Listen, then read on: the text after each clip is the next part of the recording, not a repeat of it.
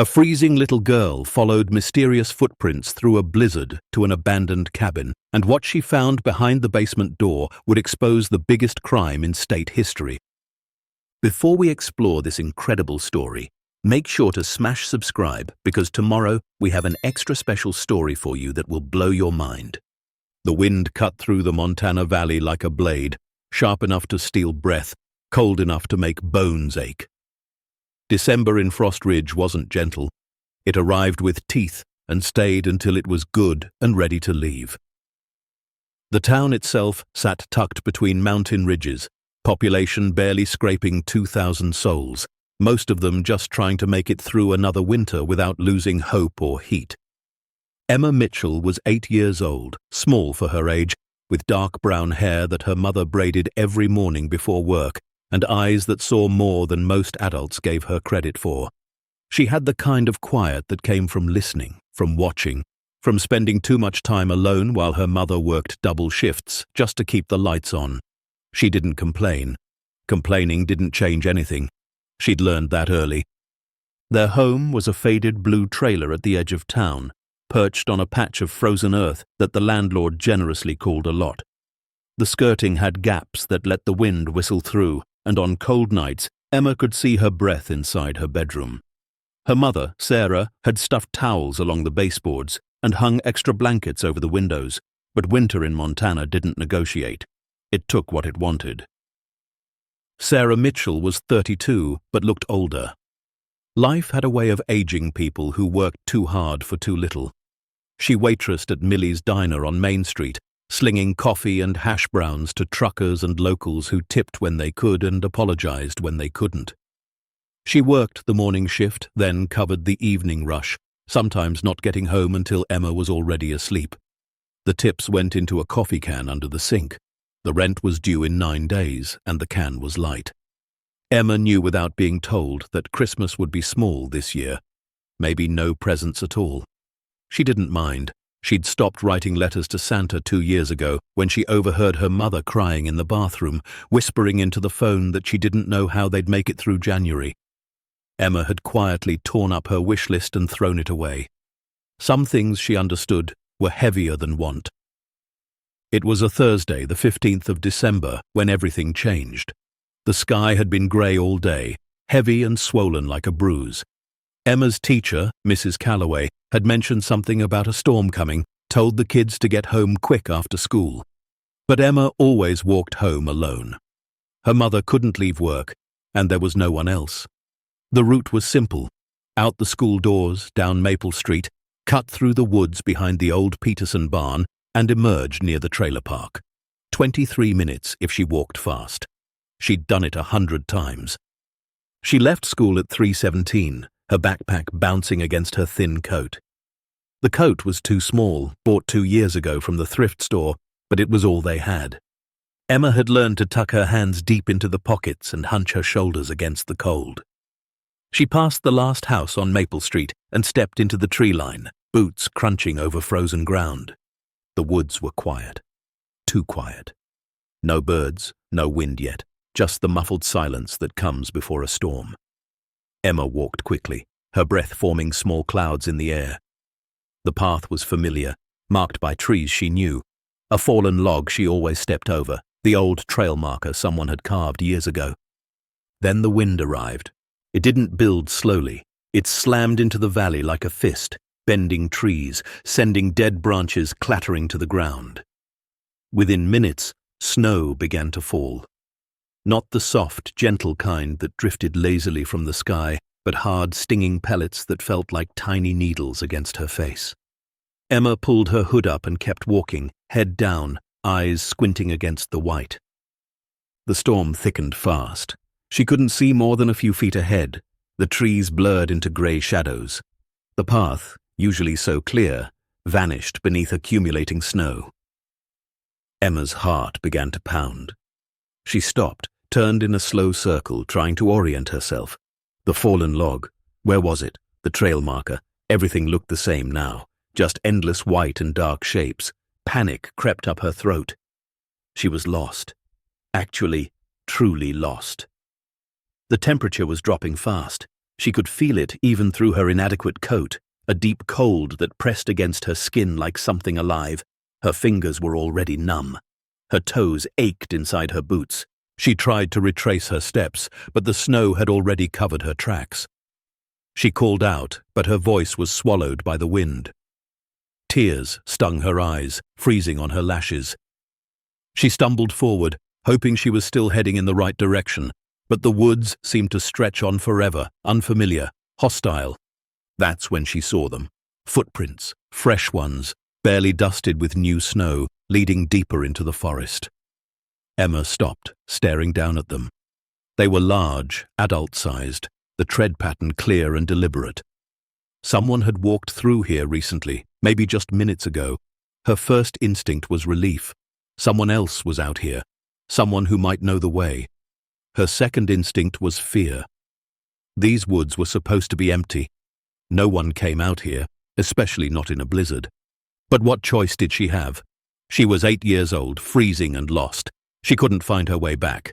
The only option was forward, so she followed the footprints.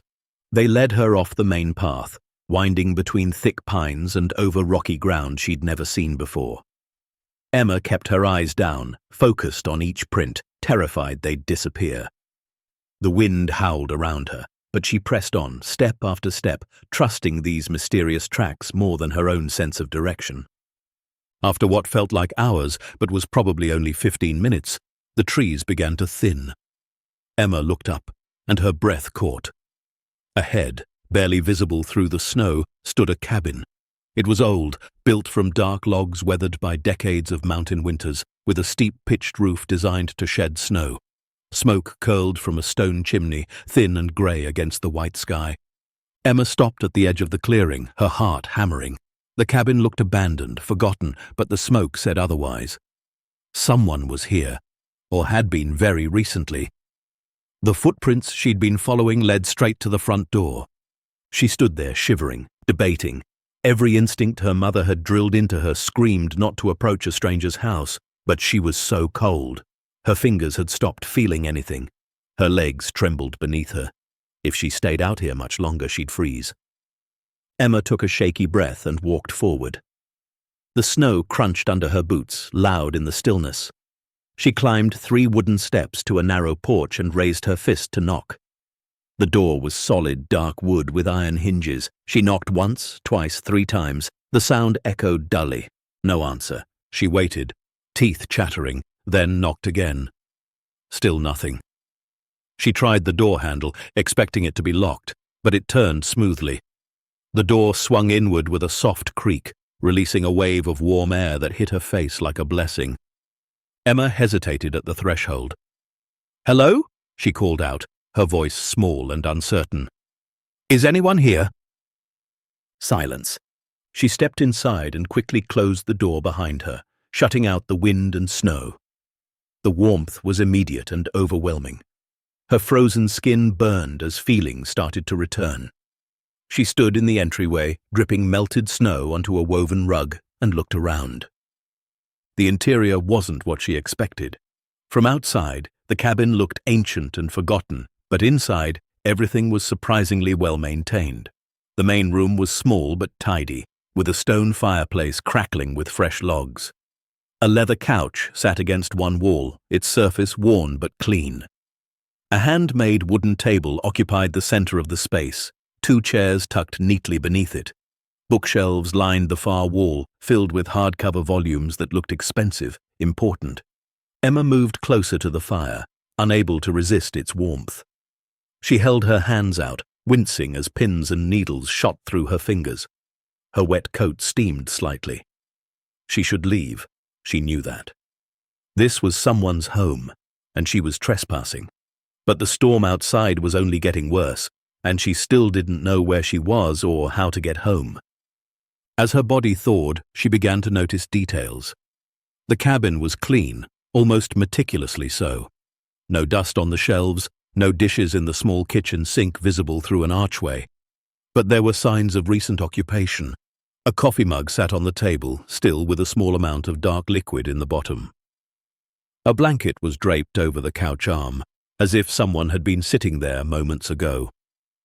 A pair of reading glasses rested on top of an open book. Emma walked slowly through the room, her wet boots squeaking softly on the wooden floor. She ran her fingers along the bookshelf. The titles were serious, heavy, legal codes, historical texts, something about federal banking regulations. Not the kind of books her school library had, not the kind of books she'd ever seen in anyone's home. On the mantel above the fireplace sat a photograph in a simple wooden frame. Emma picked it up carefully.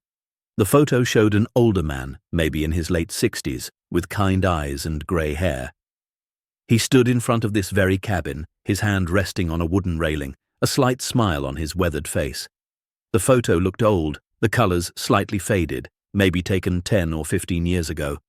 She set the frame back carefully and continued exploring. 2 doors led off the main room. The first was locked. Emma tried the handle twice, but it wouldn't budge. Heavy deadbolts had been installed, the metal gleaming and new-looking compared to the rest of the cabin's rustic aesthetic. The second door opened to a small bedroom with a neatly made bed, a single dresser, and a window overlooking the woods. But it was the third door, tucked in a corner near the kitchen, that stopped Emma cold. Unlike the others, this one was reinforced with metal plating. Multiple locks ran down its edge, commercial grade, the kind you'd see on a bank vault in a movie. Most were engaged, thick bolts thrown into the frame. But one, the bottom lock, hung loose, broken. The metal around it bent and damaged, as if someone had pried it open. Emma crouched down, examining it closely. Fresh scratches marked the wood around the damaged lock. This had happened recently, maybe today. She pulled on the door handle gently. It didn't move, held by the other lock still engaged, but she could see a gap now, a thin line of darkness beyond the door. Stairs, leading down. A basement. Her heart raced. Something about this door felt wrong, important, dangerous. Why would someone need this many locks on a basement door? What could be down there that required such security? She stood up quickly, backing away. Her mother's voice echoed in her head, all the warnings about stranger danger, about not touching things that weren't yours, about minding your own business. But curiosity burned through her fear. Emma had always been the kind of kid who noticed things others missed, who asked questions that made adults uncomfortable, who couldn't let mysteries rest. This cabin, this locked and reinforced door, the expensive books, the missing owner, it all felt like pieces of a puzzle she couldn't quite see yet. She reached for the door handle again, then froze.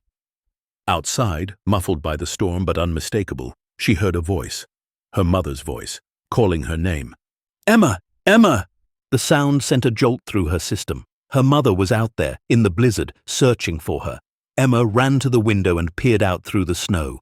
She could barely make out a figure moving through the trees, bundled in a coat, stumbling through the drifts. "Mom!" Emma shouted, but the wind swallowed her voice. She ran to the door and yanked it open. The cold slammed into her again, but she didn't care. "Mom, I'm here!"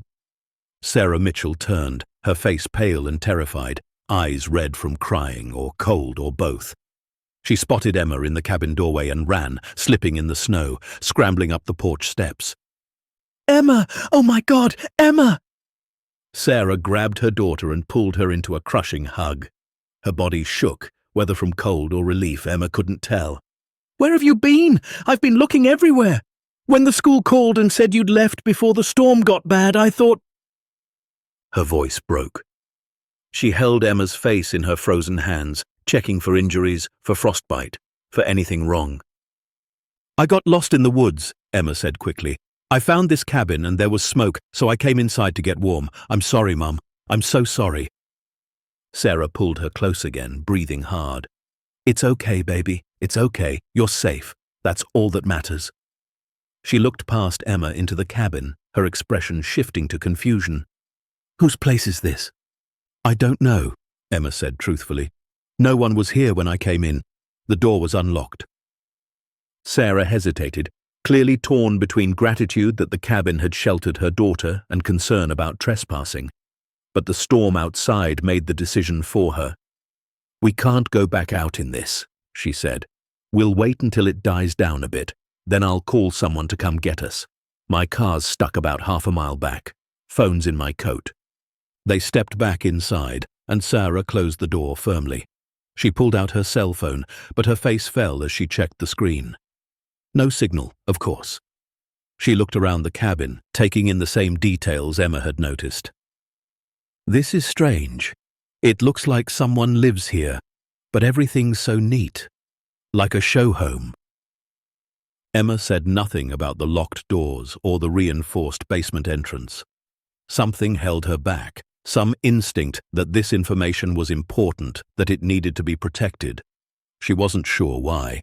She just knew. They sat together on the couch near the fire, Sarah wrapping the blanket around both of them. Her mother's hands were ice cold, her lips faintly blue.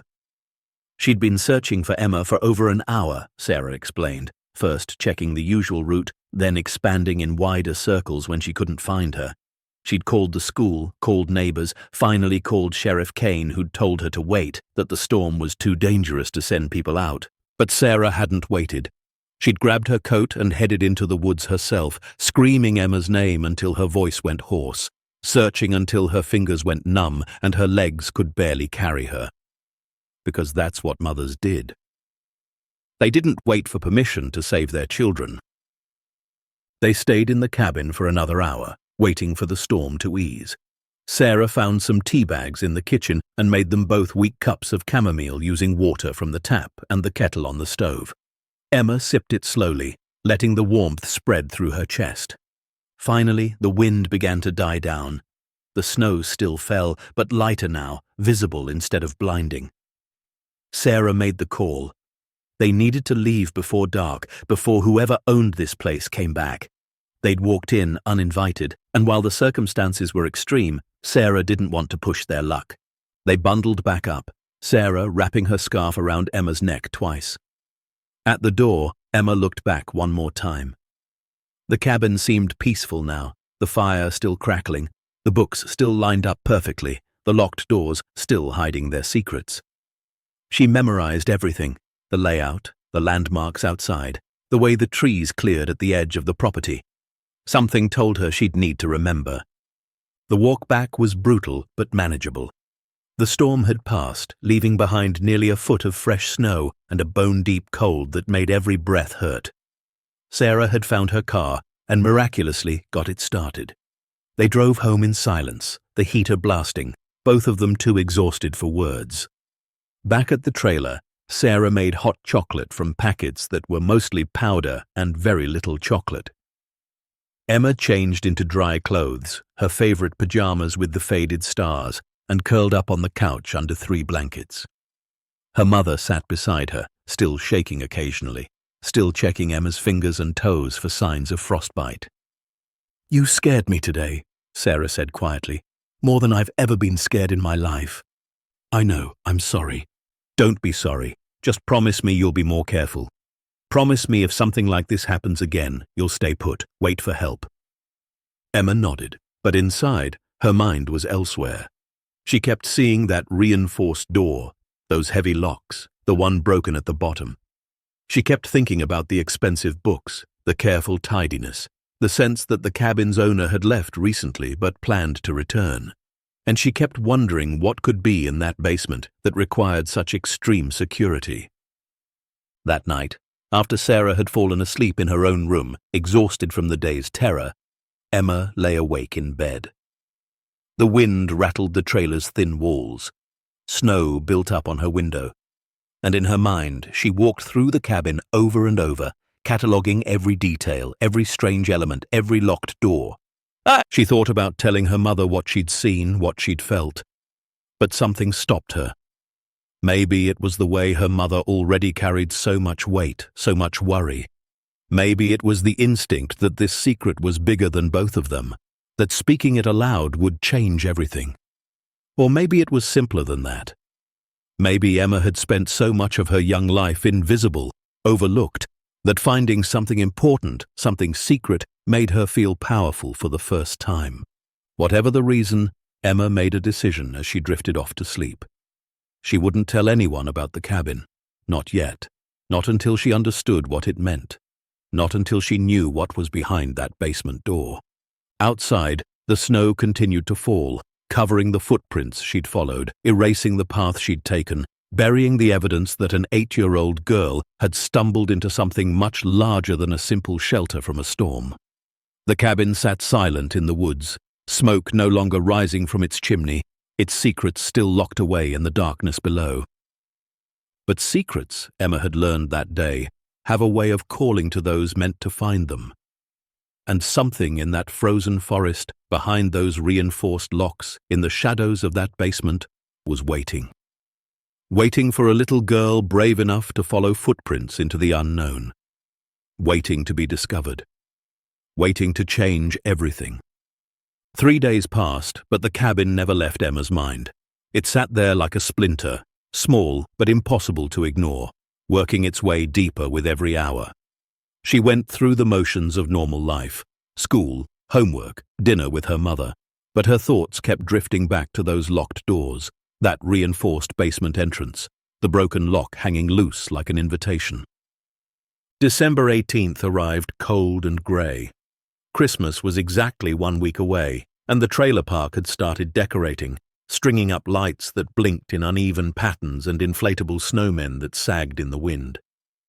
Emma watched her neighbours hang wreaths and wondered if they were struggling too, or if her family was the only one counting pennies and praying they'd stretch. Sarah had picked up an extra shift on Sunday, working a double that left her pale and hollow-eyed. Emma knew without asking that the money still wasn't enough. She'd seen the red envelopes piling up on the kitchen counter, the ones her mother tried to hide but couldn't quite manage. Past due, final notice. The words jumped out even when Emma tried not to look. That night, Tuesday the 19th, Emma woke to the sound of crying, soft, muffled, coming from the kitchen. She crept out of bed and padded down the narrow hallway in her socks, careful to avoid the squeaky floorboard near the bathroom. Through the crack in the door, she saw her mother sitting at the table, phone pressed to her ear, shoulders shaking. "I understand," Sarah was saying, her voice thick with tears. "I know I'm behind. I'm trying, I really am. Please just give me until after Christmas. I'll have it then. I promise." A pause. Emma could hear a tinny voice on the other end, but couldn't make out the words. 2 weeks? But that's... Another pause. Okay, I understand. Thank you for the extension." Sarah hung up and dropped her head into her hands. Her whole body curved inward like something collapsing. Emma watched her mother cry for exactly 47 seconds before she couldn't stand it anymore and tiptoed back to bed. She lay there staring at the ceiling, her mind racing. 2 weeks. They had 2 weeks before eviction. 2 weeks before they'd be out on the street with nowhere to go. Emma had heard stories about families living in their cars, about kids sleeping in shelters. She'd seen them on the news, thought they were sad but distant, problems that happened to other people. Now she understood. They were 2 weeks away from becoming one of those stories. Sleep didn't come easy that night. When it finally did, Emma dreamed of the cabin, of doors swinging open, of staircases leading down into darkness filled with answers she desperately needed.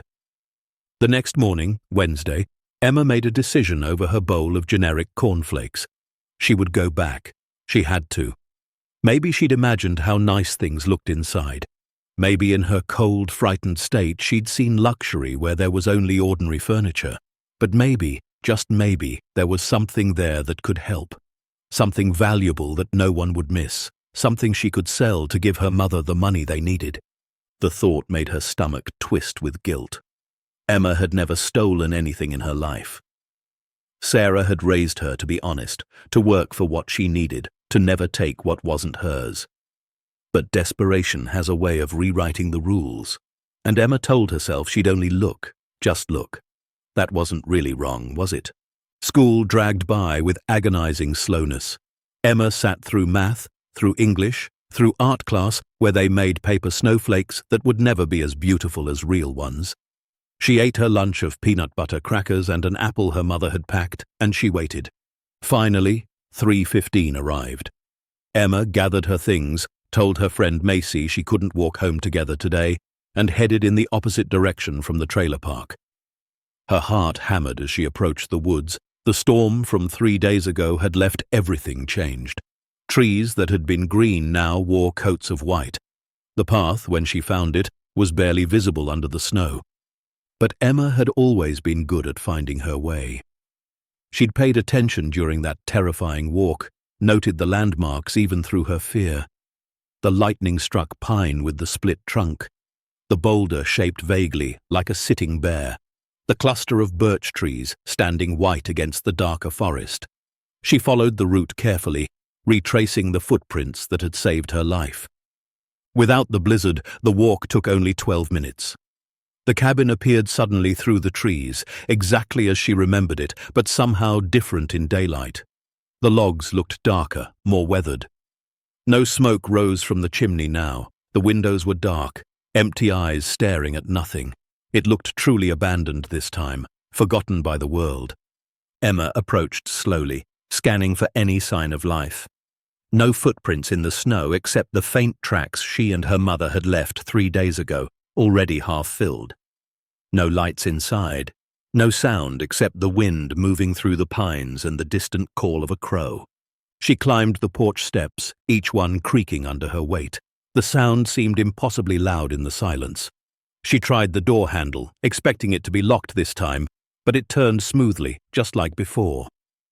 The door swung inward. Emma stepped inside and quickly shut out the cold. The cabin was frigid now, the fire long dead, just grey ashes in the fireplace. Her breath formed clouds in the air. She stood very still, listening. Nothing. The place felt emptier than empty, like no one had been here in weeks or months or maybe years. She moved through the main room more carefully this time, touching nothing at first, just observing. The coffee mug was still on the table, the liquid inside it now frozen solid. The book on the couch remained open to the same page, its edges curled slightly from age. Emma walked to the bookshelf and read the titles more slowly this time. Federal Reserve Banking Systems, Criminal Justice and Corruption, The Art of Evidence Preservation, Witness Protection, A Comprehensive Guide, Money Laundering and Financial Crimes. These weren't random books. They were research, a library built around specific troubling themes. Emma pulled one down, a thick volume titled Inside Jobs, Bank Robberies by Those Sworn to Protect. She flipped it open. Notes filled the margins in tight, precise handwriting. Dates, question marks, circled passages. Someone had studied this book intensely. She returned it to the shelf and moved to the mantel. The photograph she'd seen before sat in its simple frame. Emma picked it up, studying the older man's face more closely now. His eyes weren't just kind, she realized. They were sad, weighted with something heavy. Knowledge, maybe, or regret. On the back of the frame she found writing. Arthur Bennett, 2007. She whispered the name aloud. Arthur Bennett. It sounded ordinary, forgettable, but nothing about this cabin was ordinary. Emma set the photo down and tried the first locked door again, still secured. She moved to the bedroom and searched more thoroughly this time, opening drawers carefully. Most were empty. One contained folded clothes, men's sizes, simple and worn. The closet held 3 shirts, 2 pairs of pants, all neat and clean. A man living simply, minimally. Then she returned to what drew her most. The reinforced door near the kitchen. The basement door. She crouched down again, examining the broken lock. In daylight, filtering weakly through the windows, she could see details she'd missed before. Tool marks on the metal. Someone had forced this lock, and recently. The scratches were fresh, the bent metal still bright where it had torn. But who? The cabin's owner breaking into his own basement. That made no sense, unless he'd lost the key. Or unless someone else had broken in, searching for something. Emma's hands trembled as she touched the door handle. The other locks were still engaged, but she pulled anyway, testing. The door shifted slightly, just a fraction of an inch, enough to show that without those other locks it would open. And then she noticed something she'd missed 3 days ago. One of the other locks, the third one from the top, wasn't fully engaged. The bolt had been thrown, but not completely. A gap of maybe an eighth of an inch remained. Emma stared at it, her mind racing. If she could somehow pull that bolt back just a tiny bit more, if she could disengage it. She ran back to the kitchen and searched the drawers. Most were empty, but one held utensils. A few forks, knives, spoons. She grabbed the thinnest knife, returned to the door, and wedged the blade into the gap between the bolt and the frame. She wiggled it carefully, feeling for purchase. The metal scraped against metal, a sound that made her teeth hurt. She applied gentle pressure, trying to force the bolt backward. For a long moment, nothing happened. Then, with a soft click that seemed to echo through the entire cabin, the bolt slid back. Emma froze, listening. Still nothing. Just silence and her own ragged breathing. 3 locks remained, but 2 were the broken one and the one she'd just released. That left just 2 still fully engaged. She tried the door again. It shifted more this time, maybe a full inch. Through the gap, she could see darkness and the top of a staircase leading down. Her heart thundered in her chest. This was it. The moment she could turn back or step forward into something that terrified and compelled her in equal measure. Emma thought of her mother crying at the kitchen table. She thought of the eviction notice, the 2-week deadline, the fear that had become their constant companion. She thought of how small and helpless she felt, how little control an 8-year-old girl had over anything in her life. And then she thought, what if there's something down there that could help? What if this Arthur Bennett person had money or something valuable? And what if he was gone and would never know it was missing? The rationalizations came easily once she started. Too easily. But Emma pushed aside the guilt and focused on the problem. 2 locks remained. She studied them carefully. Both were heavy deadbolts, industrial strength. There was no way she could force them with a kitchen knife. She searched the cabin again, more frantically this time. Closets, drawers under the bed, behind the couch. Nothing.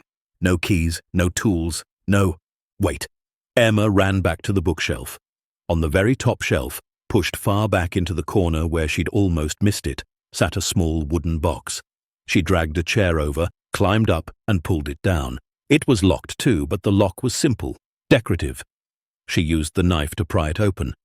Inside, nestled in faded velvet, were 3 keys.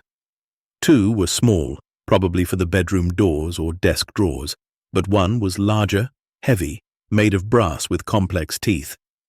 Emma's hands shook as she lifted it out. She climbed down, walked to the basement door, and slid the key into the top remaining lock. It fit perfectly. She turned it, and the bolt slid back with a heavy, satisfying click. 1 lock left. Emma tried the same key in the final lock. It turned, but the bolt didn't move. Wrong key. She tried the other 2 from the box. Neither fit. She stood there staring at the last lock, so close to opening this door but still blocked. Then she remembered something. In the bedroom, in the top drawer where the clothes were folded, she'd felt something hard beneath a sweater. She'd ignored it at the time, focused on the door. Now she ran back, yanked open the drawer and pulled out the sweater. A small metal box fell out, no bigger than a deck of cards. It wasn't locked. Inside was a single key, different from the others, modern and machine-cut. Emma grabbed it and ran back to the basement door. The key slid into the final lock like it was coming home. She turned it. The last bolt withdrew. The door was unlocked, completely, fully unlocked. Emma pulled the handle. The heavy door swung open, revealing a wooden staircase descending into absolute darkness. Cold air rushed up from below, stale and damp, like breath from a tomb. She fumbled in her backpack for the small flashlight her mother made her carry. The beam was weak, but better than nothing. Taking a deep breath that did nothing to steady her nerves, Emma started down the stairs. Each step creaked under her weight.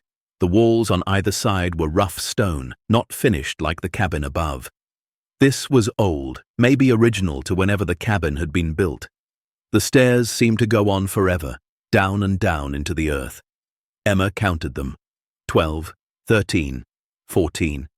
At 15, her foot hit concrete. She was in a basement. The flashlight beam swept across the space. It was larger than she expected, maybe 20 feet by 20 feet, with a low ceiling that made the air feel pressed and heavy. The walls were the same rough stone as the staircase.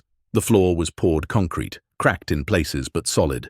And it was full of stuff. Metal shelving units lined the walls, packed with cardboard boxes, plastic bins, old furniture covered with drop cloths. Filing cabinets stood in one corner, their drawers labeled with faded tags.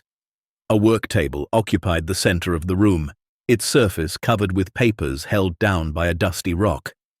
Emma moved slowly, the flashlight beam jumping from object to object.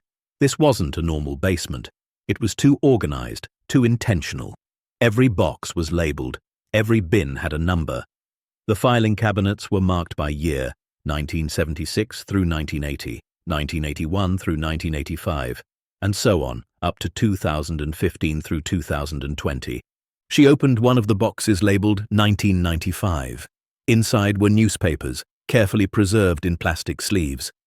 She pulled one out. The headline read, "State Bank Robbery Remains Unsolved After 5 Years."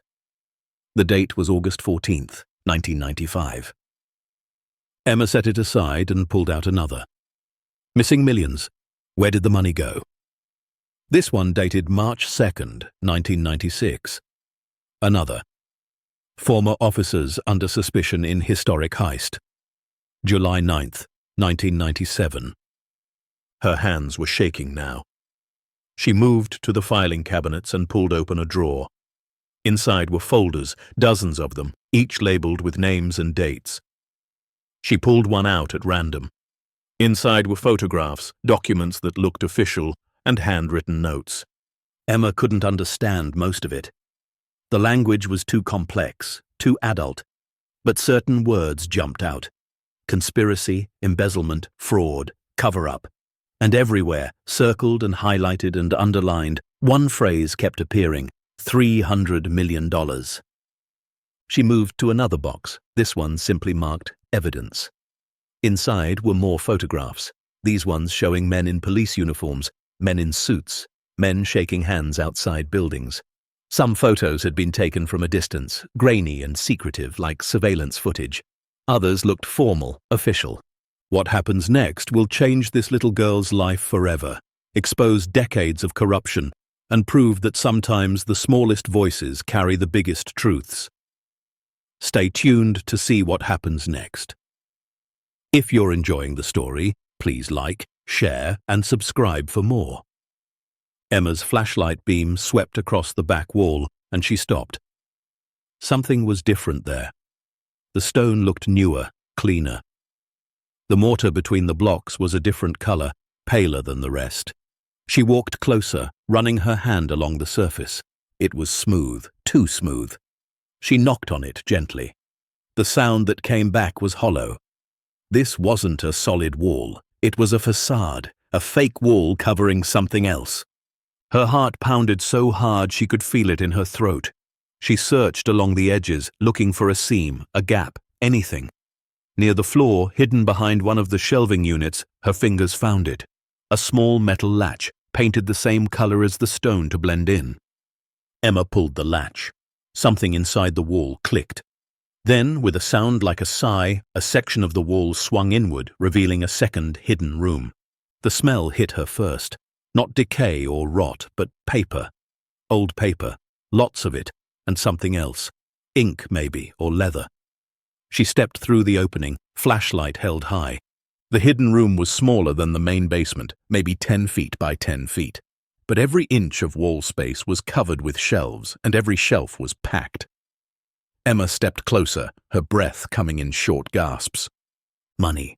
Stacks and stacks of money, bound with rubber bands and paper straps. Bills of different denominations, 50s and 100s mostly, arranged in neat rows like books in a library. But not just money. There were metal boxes too, the kind you'd see in banks. Emma tried to lift one. It was incredibly heavy. She managed to slide it to the edge of the shelf and pop it open. Inside were documents. Official-looking papers with seals and signatures. Photographs showing police officers, some in uniform, some in plain clothes. Receipts, bank statements, transfer records. And in the very bottom of the box, a thick folder marked in red ink. Original Investigation Files, 1990. Emma opened it with trembling fingers. The first page was a police report typed on an old typewriter, the letters slightly uneven. She read slowly, sounding out the bigger words. Incident report, armed robbery of First Federal Bank, Frost Ridge, Montana. Date, March 15, 1990. Amount stolen, $300 million in cash and securities. Suspects, unknown. Investigation ongoing. $300 million. The number was so big Emma couldn't really comprehend it. She flipped through more pages. There were witness statements, diagrams of the bank layout, photographs of the crime scene, and then, near the back, a list of names under the heading Investigating Officers. Emma's flashlight beam moved down the list. Detective Frank Morrison, Sergeant William Cross, Lieutenant James Patterson, Officer Robert Kane. She stopped, read the name again. Officer Robert Kane, the sheriff. Sheriff Kane, who ran the Frost Ridge Police Department now, who came to her school to talk about safety, who everyone in town respected and trusted. He'd been involved in the investigation of the biggest robbery in state history. Emma flipped ahead, looking for more information about Kane. She found it in a handwritten notepaper clipped to one of the reports. The handwriting was tight and precise, the same she'd seen in the margins of the books upstairs. Kane was first on scene, arrived before backup, alone in the vault for approximately 8 minutes. Security footage from those minutes is missing. Kane claims malfunction. Suspicious. Another note dated months later. Kane purchased new house 6 months after robbery. Paid cash. Salary doesn't support purchase. Follow-up needed. And another. Kane promoted to lieutenant despite failed investigation. Political connections? Outside pressure? Emma's mind reeled. She didn't fully understand what she was reading, but the implications were clear enough. Sheriff Kane, the man everyone trusted, was connected to this robbery. Maybe more than connected. Maybe involved. She looked around the hidden room again, at the millions of dollars stacked on shelves, at the boxes of evidence carefully preserved. Arthur Bennett, whoever he was, had been collecting this information for decades, building a case, hiding the truth in this underground vault. But why? Why not go to the police? Why not expose it? Unless he couldn't.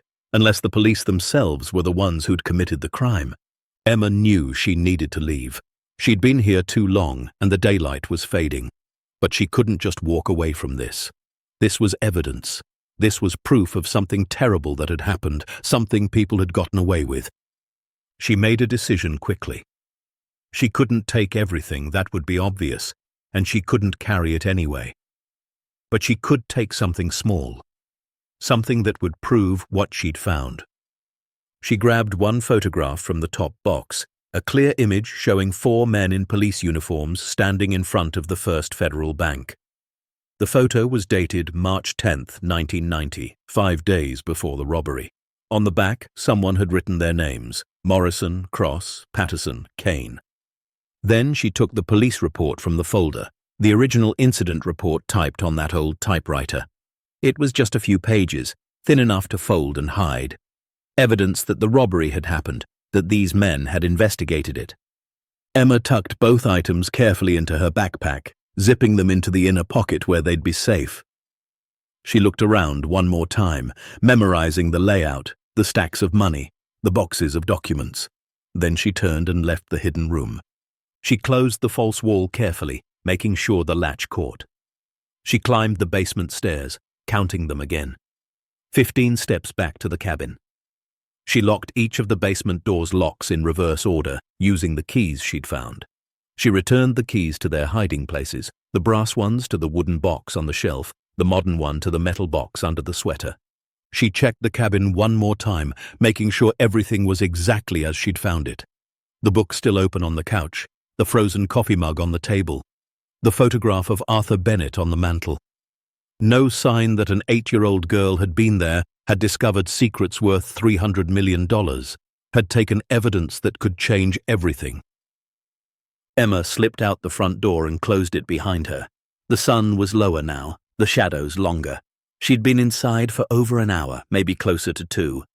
Her mother would be getting home from her shift soon. would expect Emma to be at the trailer. She ran through the woods, following the path back toward town. Her backpack bounced against her shoulders, heavier now with its hidden cargo. Her mind spun with what she'd discovered, with the impossibility of it all. By the time she reached the trailer park, the streetlights were flickering on. Emma slipped inside through the back door and went straight to her room. She could hear her mother in the kitchen, putting groceries away. "Emma, that you, baby?" "Yeah, Mom. Just doing homework." "Okay, sweetie. Dinner in 20 minutes. Emma closed her bedroom door and pulled the photograph and police report from her backpack. She stared at them for a long moment, these thin pieces of paper that held such explosive truth. Where could she hide them? Under her mattress was too obvious. In a book, too risky if someone borrowed it. Finally, she taped them carefully to the back of her dresser, in the space between the drawer and the wall where no one would think to look. Then she sat on her bed, heart still racing, and tried to process what she'd just done. She'd broken into someone's home, sort of. She'd opened locks she had no right to open. She'd stolen evidence, even if that evidence proved a crime. She'd discovered that the sheriff, the man who was supposed to protect them, might be a criminal himself, and she had no idea what to do about any of it. That night, after dinner, after her mother had gone to bed exhausted from another double shift, Emma retrieved the police report and read it again by the light of her bedside lamp. She read it 3 times, then 4, memorizing every detail. The robbery had happened on March 15th, 1990, 28 years ago. Emma wasn't even born yet. Her mother had been only 4 years old. The report said armed men had entered the bank just before closing, held the staff at gunpoint, and emptied the vault. The whole thing took less than 15 minutes. No shots fired. No one hurt. The robbers disappeared, and so did $300 million in cash and securities. The investigation, according to the report, was led by Detective Frank Morrison, but Officer Robert Kane had been first on scene. 8 minutes alone in the vault. Emma thought about that. 8 minutes to do what? Look around? Or 8 minutes to hide something, to take something, to plant false evidence? She flipped to the list of investigating officers again. Morrison, Cross, Patterson, Kane. Were they all involved? Or just some of them? The notes she'd found in the hidden room suggested Arthur Bennett suspected all 4. But who was Arthur Bennett? The photograph showed an older man, kind-eyed but sad. The cabin was registered in his name, she assumed, all those books about banking crimes and corruption and evidence preservation. Had he been a cop himself? A lawyer? A journalist? Or had he been a witness to something he was never supposed to see? Emma's eyes grew heavy as the questions multiplied. She tucked the report back into its hiding place and turned off the lamp. In the darkness, she made another decision. She would tell her mother. Tomorrow, she'd show her the photograph and the report and explain everything. Sarah would know what to do. She'd know if they should go to the police or if that was too dangerous. She'd know how to handle this in a way that an 8-year-old girl couldn't possibly figure out alone. The decision brought a wave of relief. Emma didn't have to carry this secret by herself anymore. In the morning, she'd share the burden. In the morning, everything would become clear. She closed her eyes and for the first time in 3 days, slept deeply and dreamlessly. In her room, taped behind the dresser, the photograph of 4 police officers stared at nothing. And miles away in the woods, the cabin sat silent and dark, its basement vault still full of secrets, still waiting, still hiding the truth about the biggest crime in Montana history. A truth that an 8-year-old girl named Emma Mitchell had just stumbled into, changing the course of her life and the lives of everyone in Frost Ridge forever. Emma woke to the smell of burnt toast and instant coffee, the soundtrack of every morning in the Mitchell household. Pale December sunlight filtered through her thin curtains, casting everything in shades of grey. For a moment she lay there peacefully, warm under her blankets, forgetting. Then memory crashed back like cold water. The cabin, the basement, the money, the photograph. She sat up quickly, her heart already racing. Behind her dresser, taped to the wood where no one could see, was evidence of a crime that had happened before she was born. Evidence that implicated the town's sheriff, Evidence that an old man named Arthur Bennett had spent decades collecting and hiding. Emma dressed quickly in jeans and her warmest sweater, the purple one with a small hole in the elbow that her mother kept meaning to patch. She pulled the photograph and police report from their hiding place, held them for a moment, then tucked them carefully into her backpack. Today, she'd tell her mother today.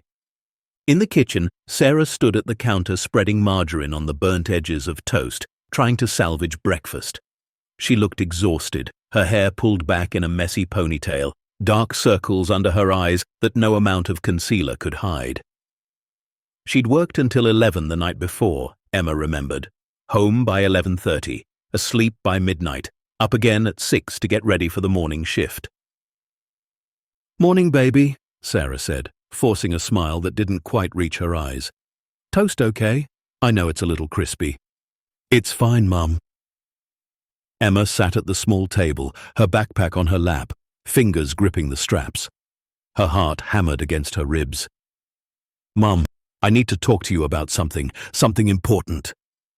Sarah turned, butter knife still in hand, her expression shifting to concern. "What's wrong? Are you feeling okay? You're not sick, are you? Because I can't miss work today, honey. The tips on Thursday mornings are—" "I'm not sick." Emma took a deep breath. "Do you remember when I got lost in the storm? When I found that cabin?" Sarah's face softened. "Of course. That scared me half to death. Why?" "I went back there, yesterday, after school." The butter knife clattered against the counter. "You what? Emma Louise Mitchell, are you telling me you went into those woods alone, after what happened? After I specifically told you—" I know, I'm sorry. But Mom, please listen. I found something really bad, something dangerous." Sarah's mouth closed. She set down the knife carefully and sat across from Emma at the table. Her voice dropped to that deadly calm tone she used when she was truly worried. "What did you find?" Emma unzipped her backpack with shaking fingers and pulled out the photograph first. She slid it across the table. "This." Sarah picked it up, studied it. 4 men in police uniforms standing in front of a bank, looking proud and official. She flipped it over, read the names and date written on the back. Her brow furrowed. "I don't understand. What is this? Look at the date, March 10th, 1990, and look at the names." Sarah read them aloud. Morrison, Cross, Patterson, Kane. She stopped. Kane? As in Sheriff Kane? He was just an officer then, but yes. Emma pulled out the police report next and handed it over. "Now, read this." Sarah unfolded the pages, her eyes scanning quickly at first, then slowing as she absorbed what she was reading. Emma watched her mother's face change, watched the color drain from her cheeks, watched her eyes widen and then narrow as understanding dawned. "This is a report about a robbery," Sarah whispered. $300 million, March 15th, 1990. She looked up sharply. 5 days after this photo was taken. "Emma, where did you get these?" "From the cabin. There's a basement, Mum. It's locked with all these heavy bolts, but I figured out how to open it. And inside, there's this whole vault full of evidence. Boxes and boxes of documents and photographs and newspapers about this robbery. And money, Mum. Stacks of actual money. Millions of dollars just sitting there on shelves." Sarah's hands trembled. She set the report down like it might explode. "Emma, this can't be real. This has to be some kind of mistake or—" "It's real. I saw it. And there are notes everywhere from the man who lived there, Arthur Bennett. He was investigating the robbery. He thought the police officers who were supposed to solve it were actually the ones who did it, that they stole the money themselves." "That's impossible. Sheriff Kane? He's been the sheriff here for 20 years. He's respected. He's—" "First on scene, Mum. Look at the report. He was alone in the bank vault for 8 minutes before backup arrived. And the security footage from those minutes was missing. Doesn't that seem suspicious?" Sarah stood abruptly, pacing the small kitchen like a caged animal. Okay. Let's think about this. Let's say you're right, and I'm not saying you are. But let's say there's actually evidence of a crime in that cabin. We need to go to the police. We need to report this." "We can't go to the police. Sheriff Kane is the police." "Then we go over his head. State police, FBI, someone. But what if they don't believe us? What if Kane finds out we're asking questions? Emma's voice cracked. Mum, there's $300 million down there. People have killed for a lot less than that. The word killed hung in the air like smoke. Sarah stopped pacing and sank back into her chair. She picked up the photograph again, stared at it for a long moment, then looked at her daughter with eyes full of fear. What have you gotten us into? I'm sorry. I just wanted to help. I heard you on the phone Tuesday night, talking about the eviction. I thought maybe there'd be something valuable in the cabin, something we could use. I didn't know I'd find this. Sarah's expression shifted from fear to guilt. You heard that? Emma, baby, I didn't want you to worry about... I know, but I do worry. I'm not a little kid, Mum. I know things are bad. I just wanted to fix it. Tears welled in Sarah's eyes. She reached across the table and took Emma's hand. You listen to me. Nothing is more important than keeping you safe. Not the rent, not the eviction, not anything. You understand me? Emma nodded, throat tight. They sat in silence for a moment, the burnt toast forgotten, the coffee growing cold. Finally, Sarah spoke. We need help. Someone we can trust. Someone outside the police department. Someone who'll know what to do. Who? Sarah thought for a moment. Then her face lit up slightly. Mrs. Price, Helen Price. She was my teacher when I was in school and yours too in second grade, right? She retired 5 years ago, but she's still sharp as a tack. And her husband was a judge before he passed. She'll know what to do. Emma remembered Mrs. Price. Older, maybe 70, with silver hair and reading glasses on a chain. She'd been kind, patient, the type of teacher who actually listened when kids talked. You think she'll believe us? If anyone will, it's her. She always said the truth matters more than being comfortable. Sarah checked the clock on the microwave. I need to call in sick to work. Then we're going to see Mrs. Price. But Mom, the tips. I don't care about the tips. This is more important. Sarah made the call, her voice apologetic as she told her manager she had a family emergency. Then she called the school and told them Emma wouldn't be in today either. Within 20 minutes, they were bundled in coats and heading to Sarah's car, the evidence tucked safely in Emma's backpack. Mrs. Helen Price lived in a small but well-kept house on Elm Street, the kind with flower boxes in summer and a wreath on the door in winter. Sarah knocked 3 times, and after a moment, the door opened to reveal a woman with kind eyes and silver hair pulled back in a neat bun. Sarah Mitchell? My goodness, I haven't seen you in ages. And Emma, sweetheart, how are you? Mrs. Price's smile faded as she took in their expressions. What's wrong? Come in, come in. You both look like you've seen a ghost. They settled in her cozy living room, all floral wallpaper and doilies on the armrests, the smell of cinnamon and old books filling the air. Mrs. Price made tea that no one touched, and then sat across from them, hands folded, waiting. Sarah nudged Emma. Show her.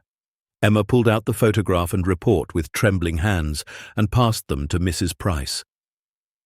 The older woman adjusted her reading glasses and examined each item carefully, her expression growing more serious with each passing second. Where did you get these? Mrs. Price asked quietly. Emma told the story start to finish. The blizzard, finding the cabin, going back, discovering the basement, the hidden room full of money and evidence. Mrs. Price didn't interrupt once, just listened with the intense focus of someone who understood the gravity of what she was hearing. When Emma finished, Mrs. Price sat back in her chair, the photograph still in her hand. Arthur Bennett, she whispered. My God, after all these years. Sarah leaned forward. You know him? You know who owned that cabin? I knew of him. Everyone in Frost Ridge did back in the day. Mrs. Price stood and walked to a bookshelf, pulling down a photo album. She flipped through it, found what she was looking for, and brought it back.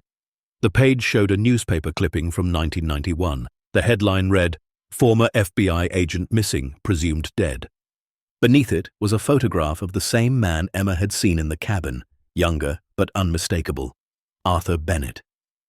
He was FBI, Sarah breathed. Mrs. Price nodded. He'd retired here about 5 years before the robbery.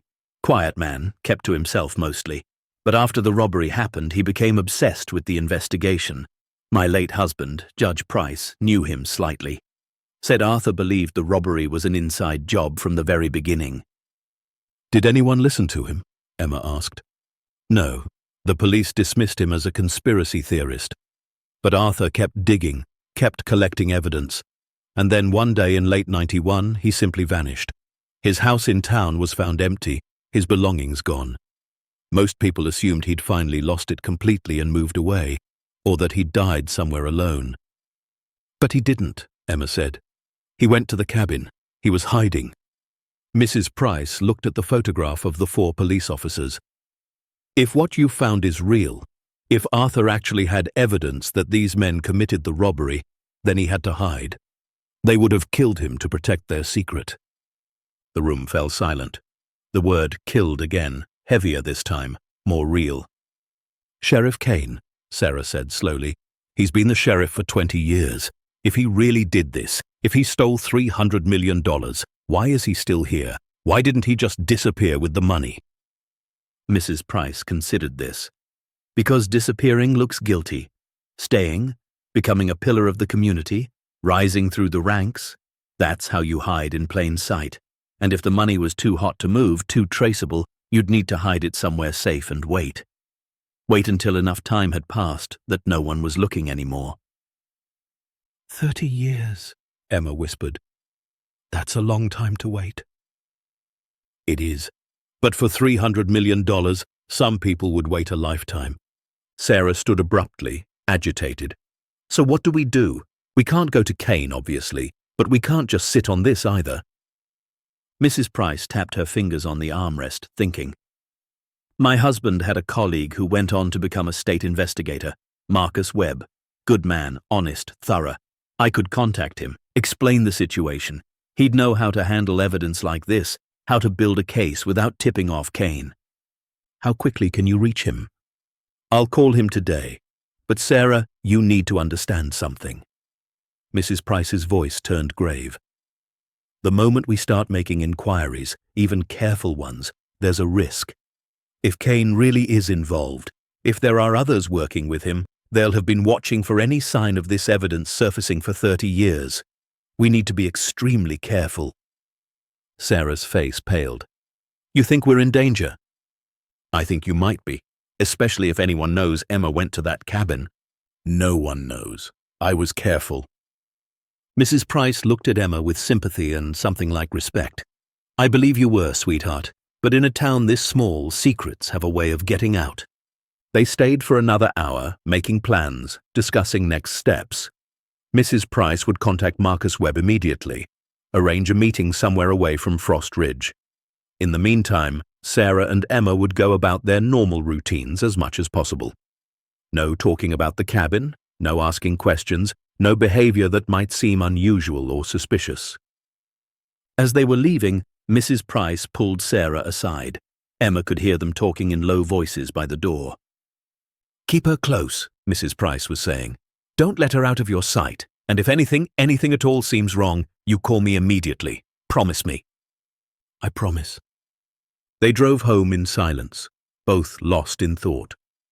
The trailer park looked exactly as they'd left it.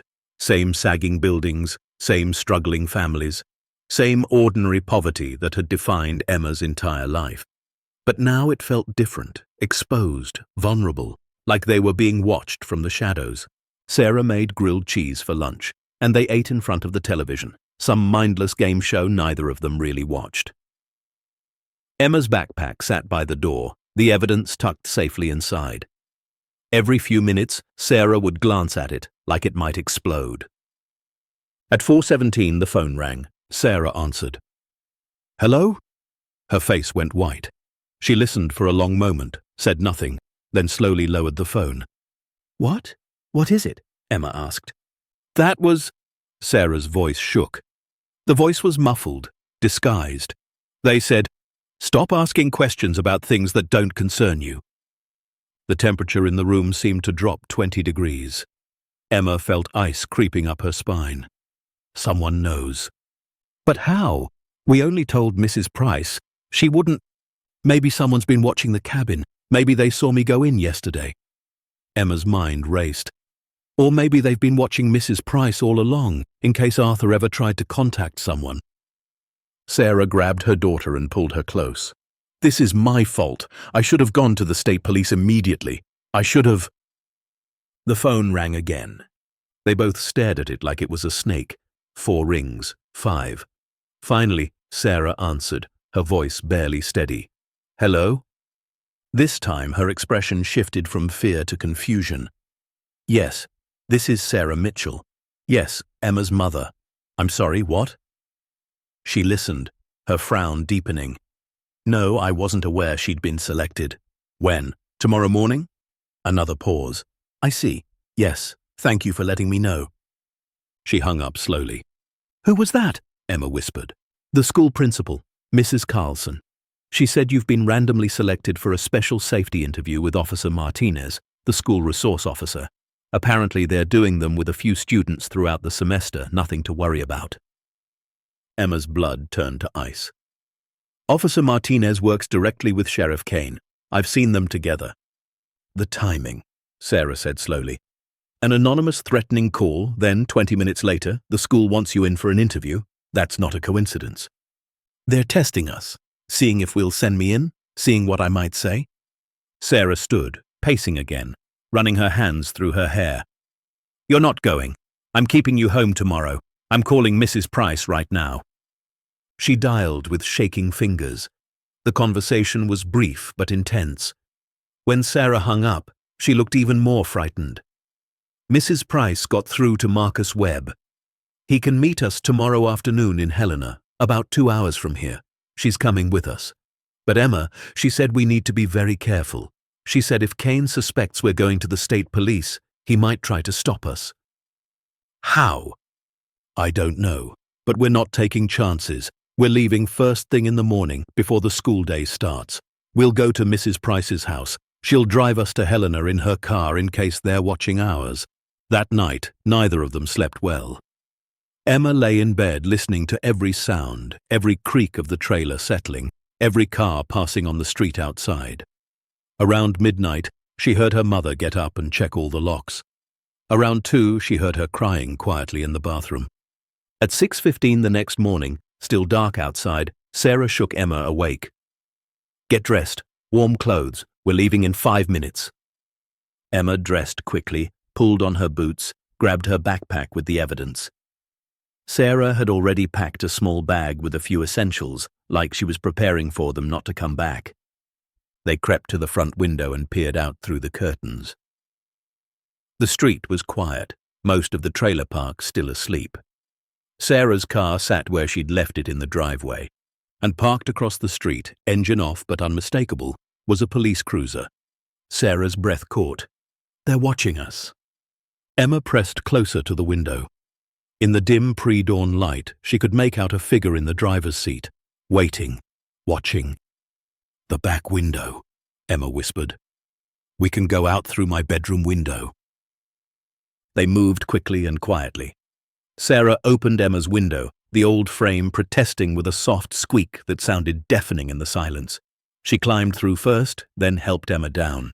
They landed in the frost-covered grass behind the trailer, their breath forming clouds in the frigid air. Keeping low, they ran through the neighboring yards, cutting between trailers, heading for Elm Street and Mrs. Price's house.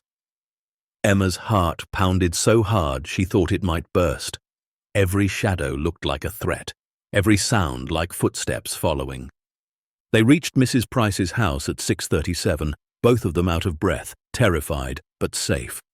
The older woman opened the door before they could knock, already dressed and ready, her own bag packed. I saw the patrol car, she said grimly. They're not even trying to hide it anymore. What does that mean? Sarah asked. Mrs. Price ushered them inside and locked the door.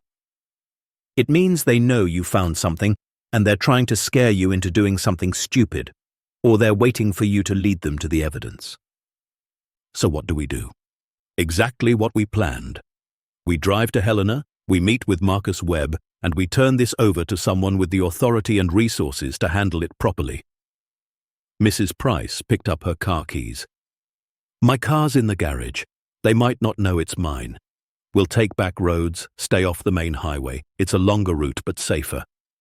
They loaded into Mrs. Price's sedan, a modest grey Honda that blended in perfectly with 1,000 other cars. Emma sat in the back, her backpack clutched to her chest like a shield.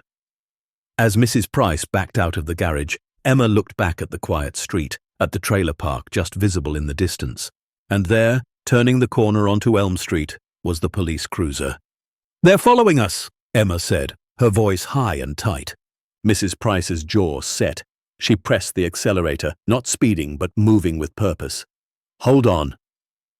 They drove through the waking town, past the diner where Sarah should have been working, past the school where Emma should have been attending, past the normal life they'd had just 5 days ago before footprints in the snow had led to secrets worth $300 million. The cruiser stayed behind them, maintaining distance but never falling back.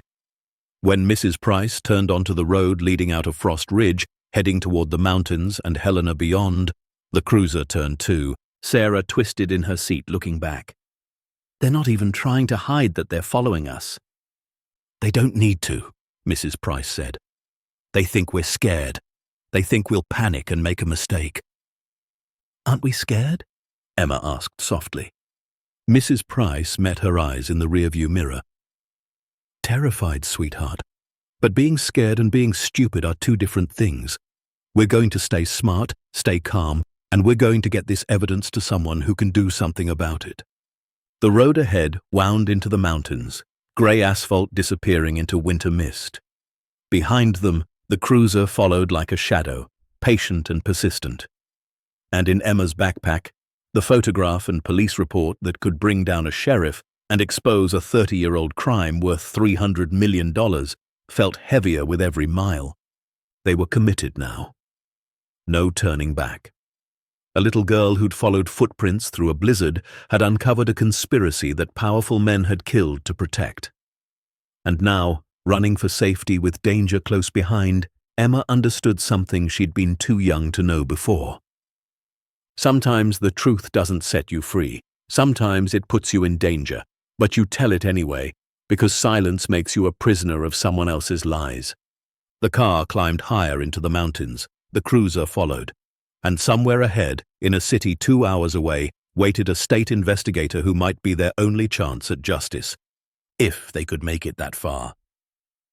The highway climbed through mountain passes where snow clung to pine branches like cotton. Mrs. Price kept her speed steady, hands gripping the wheel at 10 and 2, eyes flicking to the rearview mirror every few seconds. Behind them, the patrol car maintained its distance, neither closing in nor falling back, just following with mechanical patience. Sarah twisted in the passenger seat, watching the cruiser through the back window. "They've been on us for 40 minutes. Why don't they just pull us over? They're police. They could make up any excuse." "Because they don't want witnesses," Mrs. Price said quietly. "Out here on the open highway, other cars pass by. Someone might remember seeing a police cruiser pull over a grey Honda. But if we were to disappear on some back road, take a wrong turn into the mountains where no one goes this time of year..." She let the implication hang in the cold air. Emma hugged her backpack tighter. "So what do we do?" "We stay on main roads. We don't stop until we reach Helena, and we pray Marcus Webb is exactly where he said he'd be." They drove in tense silence for another 20 minutes. The landscape grew more desolate. Fewer houses, fewer side roads, just mountains and forest and the ribbon of asphalt cutting through it all. Emma watched the cruiser in the side mirror, trying to see who was driving. But the morning sun reflected off the windshield, turning it into a mirror that showed only sky. Then, as they crested a hill, Mrs. Price's phone rang. She fumbled for it, nearly dropping it before Sarah grabbed it and put it on speaker. "Helen, it's Marcus." The voice was male, professional, concerned. "Where are you?" "About an hour outside Helena, heading east on Route 12. But Marcus, we have a problem. There's a police cruiser that's been following us since we left Frost Ridge." A pause. "Can you see the unit number?" Sarah squinted at the cruiser behind them. "It's too far back. but it's definitely Sheriff's Department. Frost Ridge County markings. Okay, listen carefully. In about 15 miles, you'll pass a rest stop. Don't take it. 5 miles after that, there's a truckway station. Pull in there. There are always DOT officers present, state police sometimes too. Whoever's following you won't try anything with that many witnesses around. And then what? Mrs. Price asked. I'm leaving now. I'll meet you there in 90 minutes. We'll convoy you the rest of the way to Helena with state police escort. Marcus's voice hardened. Helen, I need you to understand something. If what you told me about this evidence is even half true, you're not dealing with a simple dirty cop. You're dealing with people who've successfully hidden a $300 million crime for 30 years. They won't hesitate to silence anyone who threatens that. Emma felt her mother's hand reach back and squeeze hers. Sarah's palm was ice cold. We understand, Mrs. Price said. We'll be careful. I know you will. Stay on the line with me until you reach the way station. I want to know you're safe. They drove with Marcus's voice on speaker, providing calm reassurance from the other end. He asked about the evidence, about how Emma had found it, about Arthur Bennett and the cabin. Mrs. Price answered in short, factual sentences, saving the details for when they could meet in person. The rest stop appeared on the right, a small parking area with restrooms and vending machines. True to Marcus's instructions, Mrs. Price didn't slow down. Emma watched it pass, and for a moment the cruiser behind them seemed to accelerate, as if considering pulling in and waiting. But then it settled back to its steady following distance. They wanted us to stop there, Sarah whispered. Isolated, minimal traffic this time of morning. But we didn't, Mrs. Price replied firmly, and we won't. 5 miles felt like 50. Emma counted the white dashes on the road, anything to keep her mind from spiraling into fear. Finally, a large blue sign appeared. Way station, all commercial vehicles must stop. Mrs. Price put on her signal and pulled into the wide paved area. Several semi-trucks sat parked in designated spots, their drivers completing paperwork or checking cargo. A Department of Transportation officer in a reflective vest stood near the scales, clipboard in hand. And, Emma noted with relief, a Montana State Police cruiser was parked near the small office building. They pulled into a parking spot near the front, visible from multiple angles. Mrs. Price turned off the engine, and they all sat very still, watching. The county cruiser that had been following them drove slowly past the way station entrance. Emma saw it clearly now for the first time. Unit 23. The driver was visible in profile for just a moment. A man in uniform, sunglasses, jaw tight. Then the cruiser accelerated and continued down the highway, disappearing around a bend. They're gone, Sarah breathed. For now, Marcus's voice came through the phone. But they know where you're headed. Helen, I want you to go inside that way station and ask to speak to the ranking state police officer present. Explain you have a family emergency and need escort to Helena. Don't mention the evidence. Don't mention Kane. Just say you feel unsafe.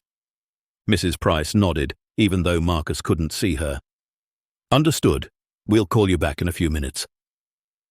Inside the way station office, a young state trooper listened to Mrs. Price's request with professional courtesy. He was maybe 30, clean-cut, with the kind of earnest face that inspired trust. His name tag read Martinez, and Emma wondered distantly if he was related to Officer Martinez back in Frost Ridge, then decided the world was too big for every Martinez to be connected. Ma'am, can you tell me why you feel unsafe? Trooper Martinez asked gently. Mrs. Price chose her words carefully. We're traveling to meet with State Investigator Marcus Webb in Helena.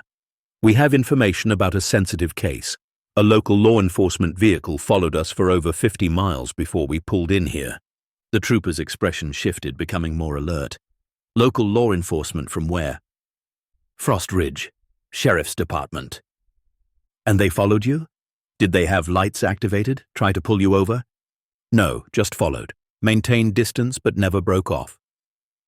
Trooper Martinez walked to the window and looked out at the parking lot, at the highway beyond. I don't see any county vehicles now. They drove past when we pulled in. He studied Mrs. Price's face, then Sarah's, then Emma's. Whatever he saw there convinced him. Okay, I can't provide escort on a hunch, but I can follow you to the Helena city limits. If that county cruiser shows up again, they'll think twice about doing anything stupid with a state police vehicle present. Relief washed over Mrs. Price's face. Thank you, officer. That's all we're asking. They returned to the Honda, and Trooper Martinez pulled his cruiser behind them. At exactly 9:45, they merged back onto the highway, heading east toward Helena. Emma watched the landscape roll by, mountains giving way to foothills, forests thinning to grassland. No county cruiser appeared, no Unit 23 stalking them from behind. 50 minutes later, they reached the Helena city limits. Trooper Martinez pulled alongside them at a traffic light, gave a friendly wave, and turned off onto a different route. They were on their own again, but the city felt safer, populated, full of witnesses. Marcus Webb had told them to meet at a coffee shop called the Daily Grind, neutral territory, public but not too crowded. They found it easily, parked in the lot out back, and went inside. The smell of espresso and fresh pastries hit Emma like a warm blanket. Her stomach rumbled, reminding her they'd left without breakfast. Table in the back, Mrs. Price said, where we can see the door. They ordered coffee for the adults, hot chocolate for Emma, and a basket of muffins to share. Emma wasn't sure she could eat. Her stomach was twisted with nerves, but her mother insisted she try. They'd just settled into a corner booth when the door chimed and a man entered. He was tall, maybe 50, with grey threading through dark hair and eyes that scanned the room with professional thoroughness. He wore civilian clothes, jeans and a leather jacket, but carried himself like law enforcement.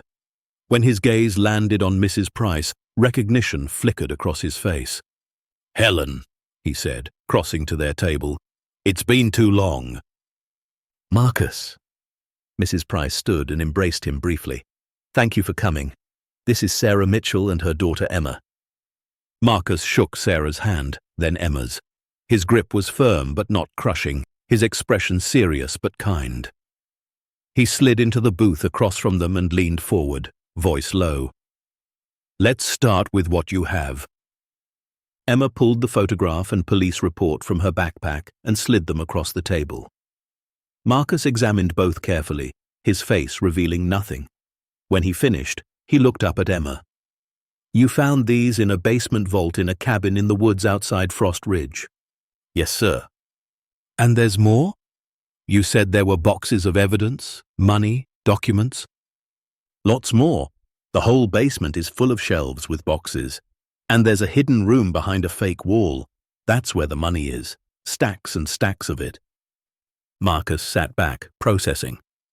"Tell me everything, from the beginning. Don't leave anything out." Emma told the story again, every detail she could remember. The blizzard, following the footprints, finding the cabin, going back 3 days later, discovering the basement, the locked doors, the hidden room. She described the layout, the organization of the evidence, the notes written in the margins of books upstairs. Sarah added her parts, the threatening phone call, the school's sudden request for Emma to meet with Officer Martinez, the patrol car watching their trailer, the county cruiser following them for 50 miles. When they finished, Marcus was quiet for a long moment. Finally, he spoke. "You're describing evidence of one of the largest unsolved robberies in Montana history. $300 million stolen from First Federal Bank in 1990. I was just a rookie trooper then, but I remember it. The case went cold within a year. The FBI eventually stopped actively investigating, assumed the money had been moved out of state or the country. But it never left," Mrs. Price said. "Arthur Bennett knew. He spent 30 years collecting proof, hiding it in that cabin." "Arthur Bennett." Marcus pulled out his phone and typed quickly. He turned the screen to show an old news article. "Former FBI agent, retired to Frost Ridge in 1985. Reported missing in 91, presumed dead. They searched for him for months. Found nothing." "He wasn't dead," Emma said. "He was hiding in the cabin, protecting the evidence." "Until recently," Marcus said quietly. "What happened to him?" "I don't know. The cabin felt abandoned when I found it. Like whoever lived there had left suddenly or... Emma trailed off, not wanting to say it. Or died, Marcus finished gently, which would explain why the evidence is suddenly vulnerable, why people like Sheriff Kane might be nervous. He pulled out a notepad and began writing. Okay, here's what happens next. I'm going to contact the FBI field office in Billings. This is their jurisdiction, federal banking crime. They'll want to secure that cabin and process the evidence. What about Sheriff Kane? Sarah asked. If the FBI shows up in Frost Ridge asking questions, he'll know something's wrong. He could destroy evidence. He could run. He could come after us, Emma whispered. Marcus met her eyes, and she saw in them the truth he couldn't quite speak to a child. Yes, he could. That's why we're going to move fast and smart. The FBI will coordinate with Montana State Police. We'll secure the cabin without alerting local law enforcement. We'll place you 3 in protective custody until we can assess the threat level. And we'll start building a case that doesn't rely solely on what's in that basement. How long will this take? Mrs. Price asked. The initial operation, 48 hours, building a prosecutable case if the evidence supports what you've described. Months, maybe longer. These things don't move fast. Sarah's face fell. We can't hide for months. I have a job. Emma has school. We have a life in Frost Ridge. I understand. But right now you need to prioritize safety. If Kane really is involved, and if he knows you found evidence, you're in danger until he's in custody. Marcus's phone buzzed. He checked it, typed a quick response, then looked up. I need to make some calls. There's a safe house about 30 minutes from here. State police use it for witness protection. I want you to go there, stay there, while we organize the operation. Can you do that? They nodded, having no other choice. Marcus gave them an address and directions. Don't stop anywhere else. Don't call anyone. I'll meet you there in 2 hours with an FBI agent. We'll go over everything again, get your full statements, and figure out next steps. They left the coffee shop separately, Marcus first, then the 3 of them 5 minutes later. The drive to the safe house took them through Helena's outskirts into rural countryside that reminded Emma of home. The house itself was nondescript, a small ranch-style building that could have belonged to anyone. A state police car was already parked outside. The trooper inside introduced herself as Officer Chen, assigned to their protection detail. She showed them to rooms with beds, a kitchen stocked with basic supplies, a living room with a television that only got local channels. It felt like a hotel designed by someone who'd forgotten that people needed comfort, not just shelter. Emma sat on the bed in the small room she'd share with her mother and stared at the blank white walls. Everything had happened so fast. 5 days ago, she'd been a normal 8-year-old girl worried about Christmas presents and her mother's tears. Now she was in protective custody, hiding from a corrupt sheriff, holding evidence of a 30-year-old crime worth hundreds of millions of dollars. Sarah sat beside her and pulled her close. I'm sorry, baby. I'm so sorry you're caught up in this. It's not your fault, Mom. I'm the one who went back to the cabin. You were trying to help. You've always tried to help, even when you shouldn't have to. Sarah's voice cracked. You're 8 years old. You should be worried about homework and friends, not hiding from dirty cops. Emma leaned into her mother's warmth. Do you think we did the right thing, telling Mrs. Price, coming here, talking to Marcus? Yes, because the alternative was staying silent, and silence protects people who don't deserve protection. They sat together until Mrs. Price knocked softly and entered with sandwiches Officer Chen had made. They ate without tasting, just fuel for bodies running on adrenaline and fear. At 2:30, a car pulled up outside. Marcus Webb had returned, and with him was a woman in her 40s wearing a FBI windbreaker. This is Special Agent Victoria Hayes, Marcus said. She's with the FBI's Financial Crimes Unit. She'll be leading the investigation.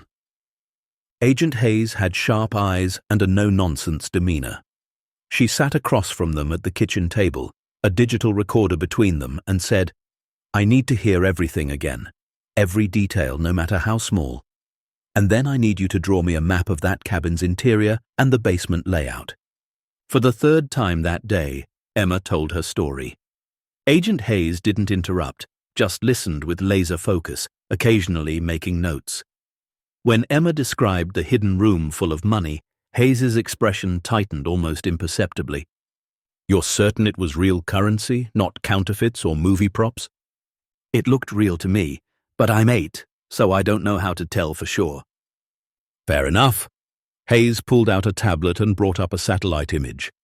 "Show me where this cabin is located." Emma studied the aerial photograph, finding landmarks she recognized. The Peterson barn, the trailer park, the woods. She traced the route she'd taken with her finger. "Around here, I think, but it's hard to see through the trees." Hayes zoomed in, enhanced the image, and there, barely visible through the canopy, was a structure. Small, dark, exactly where Emma had indicated. "That's it," Emma said, heart racing. "That's the cabin." Hayes and Marcus exchanged glances. "We'll need to coordinate with the state police and the Forest Service," Hayes said. "That's federal land, which actually makes our jurisdiction clearer. We can secure it without involving local law enforcement at all." "How soon?" Mrs. Price asked. "Tomorrow morning. We'll have a team on site by dawn. Secure the location, document everything, begin evidence processing." Hayes turned to Emma. "I'm going to need you to come with us, to show us exactly where things are located." Sarah stood abruptly. "Absolutely not. You're not taking my 8-year-old daughter into a potential crime scene." "Mrs. Mitchell, I understand your concern, but Emma is the only person who's been inside that basement, who knows the layout, who can identify what's important and what's not. We need her expertise." "She's 8 years old. She doesn't have expertise. She has trauma." Marcus raised a calming hand. "Sarah, what if we compromise? Emma stays in the vehicle until the cabin is fully secured. Once we've confirmed there are no threats, no traps, nothing dangerous, then she comes in for 15 minutes to orient us. After that, we bring her straight back here. The whole thing takes 2 hours max." Sarah looked at Emma. "What do you think, baby? It's your choice." Emma thought about Arthur Bennett, the sad-eyed man in the photograph who'd spent 30 years protecting the truth. She thought about Sheriff Kane and the other officers who'd stolen $300 million and gotten away with it for 3 decades. She thought about her mother crying over bills they couldn't pay, about the 2-week eviction notice, about every person in Frost Ridge who struggled while corrupt men lived in comfort on stolen money. "I'll do it," Emma said quietly. "But Mom comes with me." Hayes nodded. "Agreed. We leave at 0500 tomorrow. Get some rest. Tomorrow's going to be a long day." That night, Emma lay awake, listening to her mother's breathing from the next bed. She thought about what tomorrow would bring, about seeing the cabin again, about FBI agents discovering what she'd found. She wondered if Arthur Bennett, wherever he was now, knew that his evidence was finally going to see the light, that his 3 decades of patient, dangerous work was about to matter. Sleep came eventually, fitful and full of dreams about locked doors and footprints in snow. The convoy left the safe house at 4:53 in the morning, headlights cutting through pre-dawn darkness. 3 vehicles, a state police cruiser in front, the FBI's black SUV in the middle, carrying Agent Hayes, Marcus Webb, Emma and Sarah, and another state police cruiser bringing up the rear. They drove in silence, the highway empty, the world still sleeping. As they approached Frost Ridge, Emma felt her stomach tighten. They bypassed the town completely, taking a Forest Service road that wound through the mountains from a different direction. The sky was just beginning to lighten when they reached a small clearing where more vehicles waited.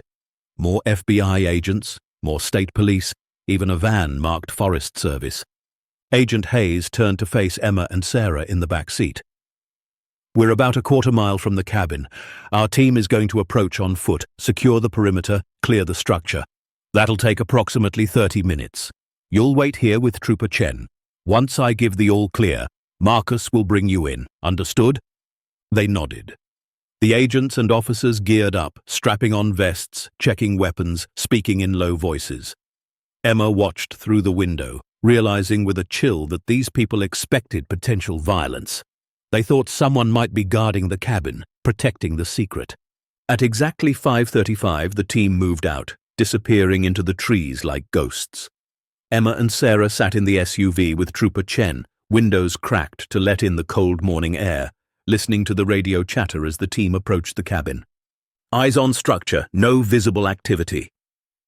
Approaching from north and south, thermal shows no heat signatures inside. Front door secured, moving to breach.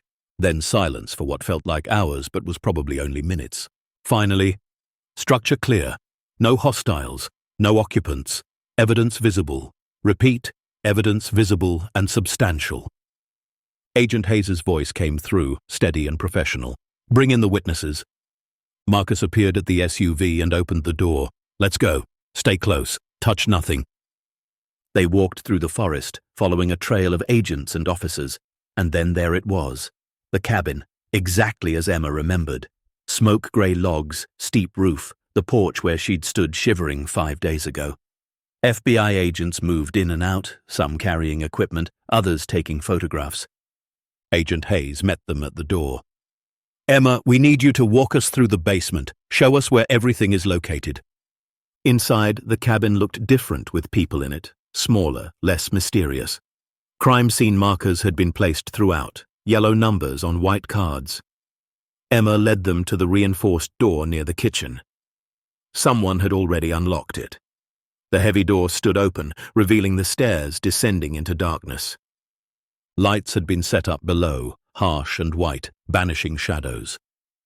Emma descended carefully, Sarah's hand gripped tight on her shoulder. At the bottom, FBI agents were already documenting, photographing, cataloguing. But they stopped when Emma entered, turning to her.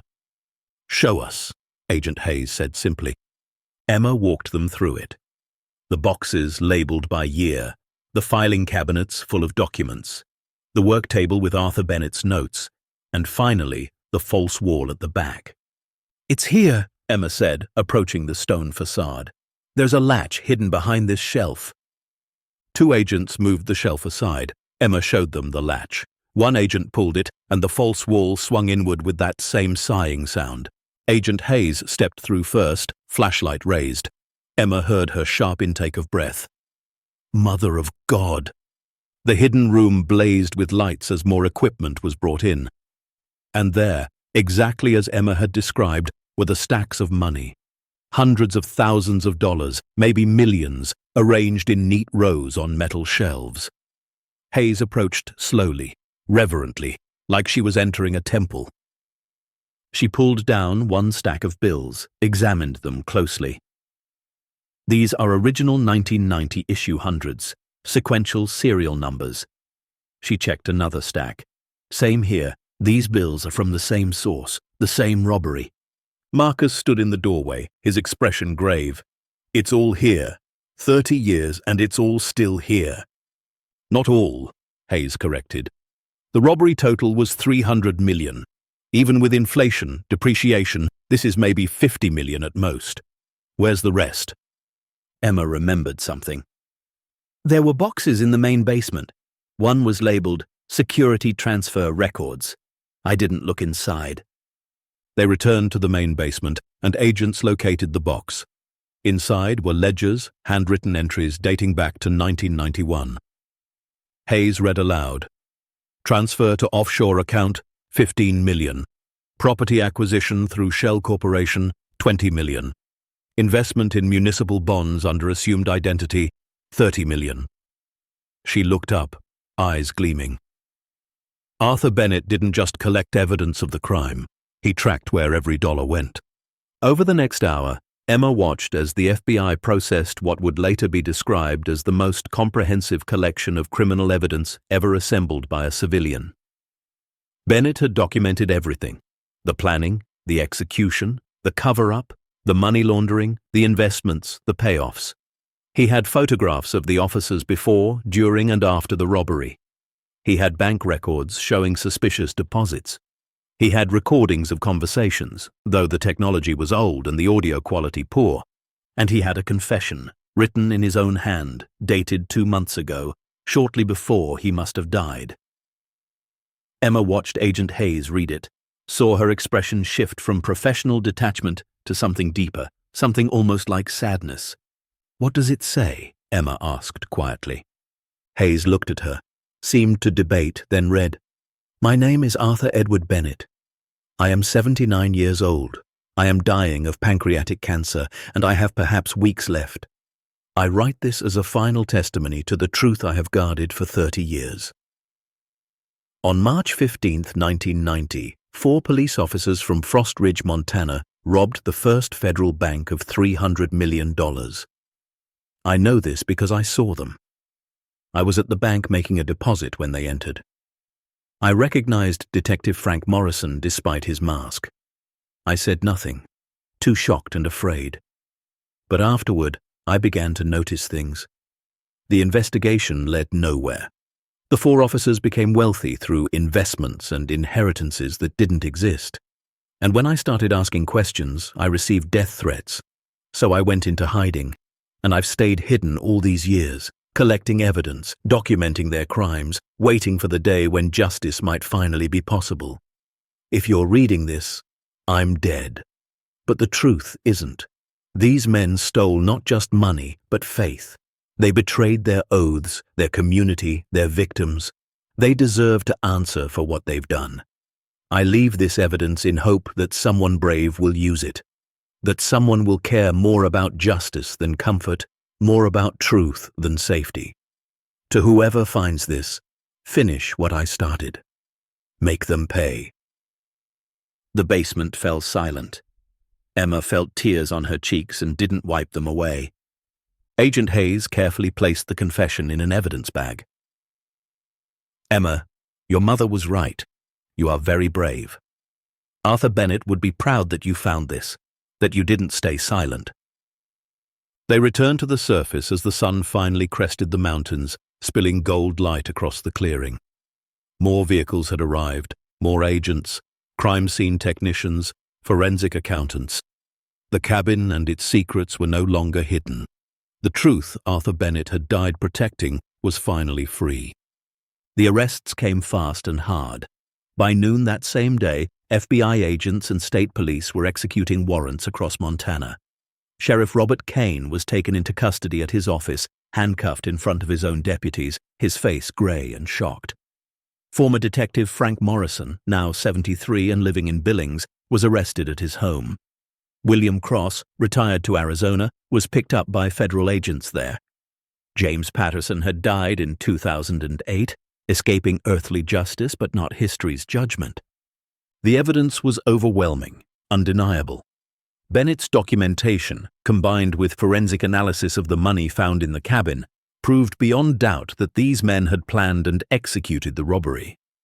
The investigation expanded rapidly, uncovering the network of shell companies, offshore accounts, and real estate purchases they'd used to launder the money. More people were implicated. Bank executives who'd looked the other way, politicians who'd been paid to kill investigations, lawyers who'd helped hide assets. The trial began 8 months later. Emma and Sarah didn't attend most of it, too painful, too public, but they were there for the verdict. They sat in the gallery as the foreman read, "On the count of armed robbery, we find the defendant Robert Kane guilty. On the count of conspiracy to commit fraud, guilty. On the count of obstruction of justice, guilty." Kane's face crumpled. Morrison wept. Cross sat stone-faced, already knowing what was coming. The sentences were severe, 25 years for Kane, 30 for Morrison, 20 for Cross, accounting for his age. None of them would die free men. But the story didn't end with justice. It transformed with it. The recovered money, minus legal fees and restitution to the bank, was subject to a federal finder's fee statute. Emma, as the person who'd discovered and reported the evidence, was entitled to a percentage. The final amount, after months of legal wrangling, came to $4 million. $4 million for an 8-year-old girl who'd followed footprints through a blizzard. Sarah wept when the check arrived. They'd moved out of the trailer months ago, staying with Mrs. Price while the trial proceeded. Now they could afford a real home. College for Emma. Security, safety, a future that didn't involve counting pennies and praying they'd stretch. But Emma insisted on something first. "We have to do something for Arthur Bennett, something to honor what he did." After consultation with Agent Hayes and Mrs. Price, they established the Arthur Bennett Truth and Justice Foundation. It provided legal assistance to whistleblowers, protection for witnesses, and support for families affected by corruption. The cabin itself was purchased from the federal government's forfeiture sale and transformed into a museum and education center about white-collar crime and the importance of civic courage. 1 year after finding the cabin, almost to the day, Emma and Sarah returned to the woods outside Frost Ridge. The path was clear now, marked with signs directing visitors to the Bennett Museum, but they took the old route through the trees, following the path Emma had taken that day. The cabin looked different, restored, preserved, no longer weathered and forgotten. A historical marker stood near the entrance detailing Arthur Bennett's life and his 30-year investigation. School groups visited regularly. Law enforcement officers came to study his methods. It had become exactly what he would have wanted, a reminder that one person, working quietly and persistently, could make a difference. Inside, the main room had been converted to displays. Photographs of the investigation, copies of key documents, a timeline of the case. The basement remained largely as Arthur had left it, preserved behind plexiglass, a shrine to dedication and truth. But the hidden room, the vault where $50 million had sat waiting, now held something different. Photographs of every victim of the robbery, bank employees traumatized by the crime, community members who'd lost faith in institutions, families destroyed by the subsequent investigation and suspicion. And in the center, lit by a single spotlight, was Arthur Bennett's final confession, his handwritten testimony to truth. Emma stood before it, reading words she'd heard a dozen times, but that still moved her. Sarah stood beside her, arm around her daughter's shoulders. "Do you think he knew?" Emma asked quietly. "When he was writing this, when he was dying, do you think he knew someone would find it?" "I think he hoped," Sarah said. "Hope is what keeps you fighting when everything says to give up." They placed flowers at a small memorial outside, a simple stone marker that read, "Arthur Edward Bennett, 1935 to 2023. He kept the faith." As they walked back through the woods toward their car, Emma thought about the journey that had started with footprints in snow. She thought about fear and courage, about silence and truth, about how sometimes the smallest people carried the biggest voices. She was 9 now, older, changed by everything that had happened. She didn't sleep as easily as she once had. Shadows sometimes still scared her.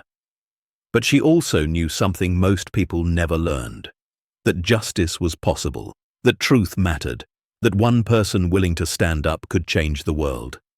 "Mom?" Emma said as they reached the car. "Yes, baby? I want to be an FBI agent when I grow up, like Agent Hayes. I want to help people who can't help themselves." Sarah smiled, tears in her eyes. "I think you're already doing that, sweetheart. I think you already are." They drove home through the Montana afternoon, mountains rising around them, sky stretching endless and blue. Somewhere behind them, the cabin stood watch over secrets revealed and justice served. Somewhere in memory, Arthur Bennett rested knowing his life's work had mattered.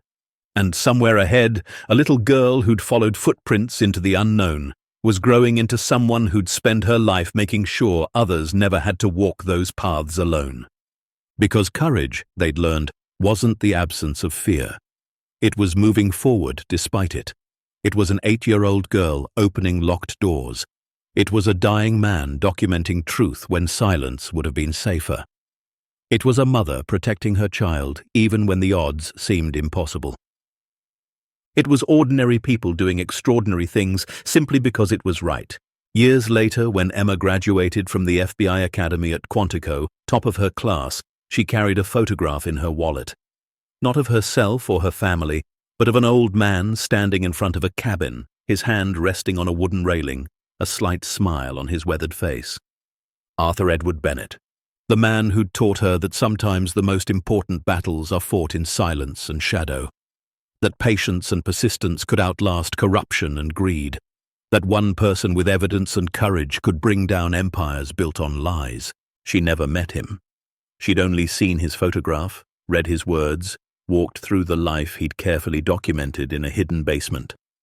But he'd changed her forever, made her believe that truth, no matter how long buried, would eventually find the light.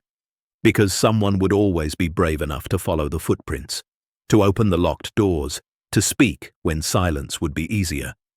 Emma had followed footprints through a blizzard into a cabin hiding $300 million in secrets. But what she'd really found was proof that ordinary people could do extraordinary things. That an 8-year-old girl with a backpack and a conscience could help bring down corrupt officials. That justice delayed wasn't justice denied, just justice waiting for someone brave enough to demand it. The Mitchell family never forgot where they'd come from. The trailer park, the eviction notices, the fear and uncertainty. They used their unexpected wealth to help others. Scholarships for kids who couldn't afford college, legal funds for families fighting corruption, support for single mothers working double shifts to keep the lights on. And every year, on March 15th, the anniversary of the robbery, they returned to the cabin. They placed fresh flowers at Arthur's memorial. They walked through the museum, reading the stories of other whistleblowers, other ordinary people who'd done extraordinary things. Because some stories don't end. They ripple outward, touching lives, changing perspectives, inspiring courage in people who didn't know they had it. Emma's story became one of those ripples. It was told in law schools and police academies, in ethics classes and journalism programs. The little girl who followed footprints, the child who uncovered $300 million in secrets, the witness who helped bring down a corrupt sheriff and expose a 30-year-old crime. But for Emma, it was simpler than that. She'd been cold and lost and scared. She'd found shelter. And in that shelter, she'd discovered something worth protecting, worth fighting for, worth risking everything to reveal. She'd found the truth, and truth, no matter how long it takes, no matter how many people try to bury it, always finds a way to surface. Always finds someone brave enough to carry it into the light. Sometimes that someone is a decorated FBI agent with years of training and resources at their disposal. And sometimes it's an 8-year-old girl with a backpack, following footprints through the snow, trusting that the path ahead leads somewhere important. Emma had followed those footprints, found that cabin, opened those doors. And in doing so, she'd helped close a case that had haunted Montana for 3 decades. She'd brought justice to victims who'd thought justice would never come. She'd honored a dead man's legacy and ensured his 30 years of dangerous, lonely work hadn't been in vain.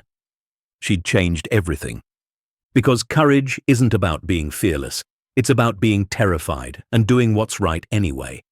It's about an 8-year-old girl deciding that truth matters more than safety, that justice matters more than comfort, that some secrets are too important to keep. The footprints Emma followed that day led her to a cabin, but they also led her to purpose, to meaning, to the understanding that one person, no matter how small, can make a difference. All you have to do is be brave enough to follow the path, to open the locked doors, to speak the truth even when your voice shakes. Because sometimes the smallest voices carry the biggest truths. And sometimes the smallest people save the world. The end. Up next, 2 more powerful stories of courage, mystery, and hope. Click to discover them now. And don't forget to hit subscribe if you believe even the smallest voices can change the world.